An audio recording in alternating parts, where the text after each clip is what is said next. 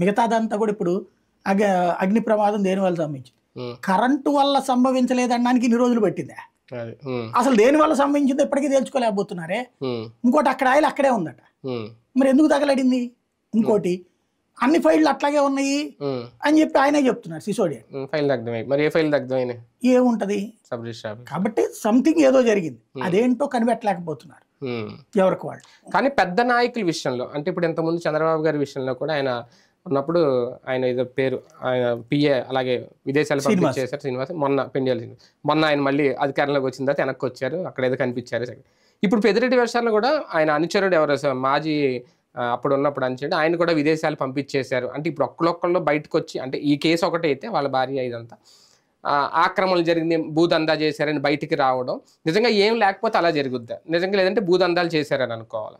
బేసిక్గా వాళ్ళని బెదరేయడం అండి, వాళ్ళని సరిగ్గా కూర్చోబెట్టి బెదరేస్తే ఏమైనా చెప్తారు అన్నటువంటిది. నేనేమంటానంటే నాయకుల విషయాల్లో పిఏ స్టేట్మెంట్లతోనో వాటితోనో ఏం కాదు. ఇన్కమ్ ట్యాక్స్ వాళ్ళు అయితే వాటి ఆధారంగా పెడతారు. ఇన్కమ్ ట్యాక్స్ ఇప్పుడు అప్పటిదేంటి ఆ డబ్బులకి సంబంధించి దొరికినాయి, ఇక్కడ ఈయన దగ్గర ఏం దొరికినాయి? పెద్దిరెడ్డికి సంబంధించిన వాళ్ళందరి దగ్గర తిరిగారు, డాక్యుమెంట్లు ఉన్నాయి. అదేదో నాకు నవ్వు వచ్చింది ఒక పదం, ఏంటది ఉండకూడని ఫైళ్ళు ఉన్నాయంట. ఏందది ఉండకూడని ఫైళ్ళు?